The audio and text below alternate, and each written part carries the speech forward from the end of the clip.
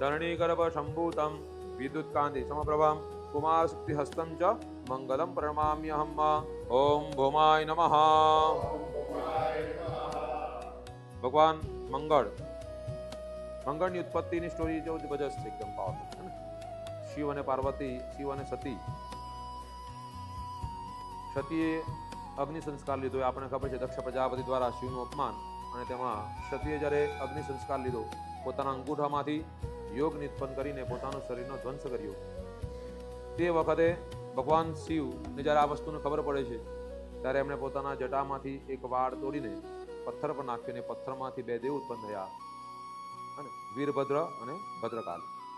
આ વીરભદ્ર તે ભગવાન શિવના ઘણી બધી મોટી સ્તુતિઓ કરી. ભગવાન શિવની કૃપા એને પ્રાપ્ત થઈને ભગવાને કીધું, આદેશ માંગ્યો કે ભગવાન તમે મને કહો, તમે મને ઉત્પન્ન કર્યો છે, તો હવે તમને જે આદેશ આપો તે મારે કરવાનું, બોલો તો મારે શું કરવાનું છે? ત્યારે ભગવાન શિવે તરત એને આદેશ આપ્યો કે જ્યાં સતીએ અગ્નિ સંસ્કાર લીધો છે તે જગ્યા પર તું જા, અને દક્ષને પ્રજાપતિના યજ્ઞમાં જેટલા પણ દેવો, જે પણ બધા ત્યાં હાજર હોય, ઋષિ મુનિ, બધાને તારે દંડ આપવાનો છે, અને તે જગ્યા પર તારે યજ્ઞનો ધ્વંસ કરી દક્ષનું માથું કાપીને યજ્ઞ હવનમાં હોમી દેવાનું.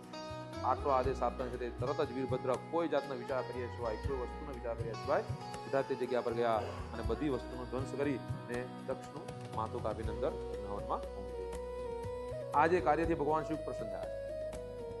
જ્યારે સ્વામી આપણને કોઈ આદેશ આપે ને, અને આપણે એમાં કોઈ વિચાર ન કરીને ડાયરેક્ટ જ આપણે કર્મ કરી નાખીએ, ત્યારે સ્વામી હંમેશા આપણા પસંદ થાય. એટલે ભગવાન શિવ એટલા માટે એના પસંદ થયા કે કોઈ જાતનો વિચાર નહીં, કોણ છે આગળ, કોણ ભગવાન વિષ્ણુ છે કે કોણ બ્રહ્મા છે, કોઈ વસ્તુ નહીં, માત્ર આદેશ અને એ કાર્ય પરિપૂર્ણ. ગુરુ સ્થિતિ આ છે, કઈ વિચારવું ન હોય, જે થવાનું તે થાય, આગળનો વિચાર ન કરવો, અને ગુરુ કહે તે પ્રમાણે ચાલવું, એને ગુરુની સ્થિતિ.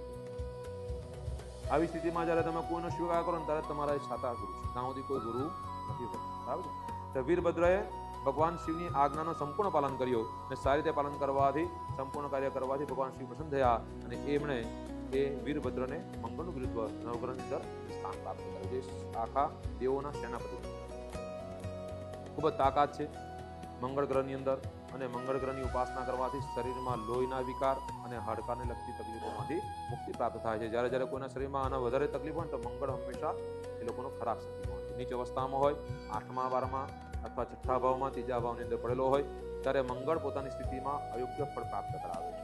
દરેક ગ્રહો પોતાના સ્થાનમાં જ્યારે સારી કે યોગ્ય સ્થિતિની અંદર સારા કે ખરાબ ફળ આપે, એટલે એ પ્રમાણે મંગળ પણ જ્યારે ખરાબ સ્થિતિમાં તો ખરાબ ફળ આપે, અને સારી સ્થિતિમાં હોય તો તમને દરેક પ્રકારની તાકાતો પ્રાપ્ત કરાવે, લડવાની તાકાત આપે. મોટી મોટી સંસ્થાનની અંદર જેમાં મિલિટરી હોય, કે પછી તમે પોલીસ વાળાને જુઓ, કે પછી કોઈ પણ એવા ફાઇટર જુઓ મોટા મોટા, એ લોકોના મંગળ બહુ બધું.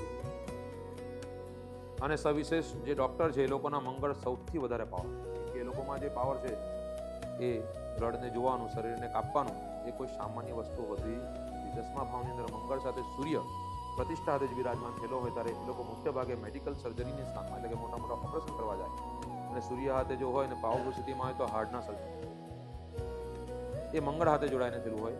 એને ઘણા બધા બીજી સ્થિતિઓ અંદર જોવા મળે, પણ મંગળ એ ઘણી બધી રીતે ઉપયોગીવંત આપણા માટે ગ્રહ છે. મંગળની કૃપાથી આપણા જીવનમાં ઘણી બધી વસ્તુ પ્રાપ્ત થાય. ઋણ મોટું દેવું હોય આપણા માથા પર, અને તેમાંથી મુક્ત થવું, તો પણ મંગળના માટે એનું યંત્ર આવે, એની પૂજા કરી, નિત્યને તમે પાણીને બધું અભિષેક કરી, કાયમ માટે પૂજા કરી, દર્શન કરો ને, તો એના સ્તોત્ર બોલવાથી પણ દેવામાંથી તમને ધીરે ધીરે મુક્તિ પ્રાપ્ત થાય. એવું મંગળનું ઋણમોચન છે, દરેક પ્રકારના ઋણોમાંથી મુક્ત કરે, એવા મંગળ ગ્રહ છે. તો મંગળ ગ્રહની પગે લાગવાનું, એમને પ્રાર્થના કરવાની કે હે ભગવાન મંગળ રાજા, તમારા જેવું જે ઉત્તમ શક્તિ અને સૈન્ય બળ છે, તમારામાં જે સાહસ છે, એ સાહસ મને પ્રાપ્ત કરો. ગમે એટલી પ્રતિષ્ઠા, નામ, સન્માન, પૈસા બધું હશે, પણ જીવનમાં સાહસ જ નહીં હોય, કાર્ય કરવામાં આપણને તાકાત જ નહીં આવે, તો આગળ પ્રગતિ ક્યારે આવતી જ નથી. જ્યારે સાહસ કરો અને જોખમ ખેડો, તો જ કંઈક આગળ ગતિ થાય. જોખમ વગર તો કંઈ મળવાનું છે જ નહીં. જોખમ તો ખેડવું જ પડે, અને એ સાહસમાંથી નીકળવું હોય ને, ત્યારે તમને મંગળ કામ આવે. એવા મંગળ ગ્રહ છે જે તમને સાહસની પ્રાપ્તિ કરાવે. વંદન કરવાનું ભગવાન મંગળને. ઓમ ભૌમાય નમઃ.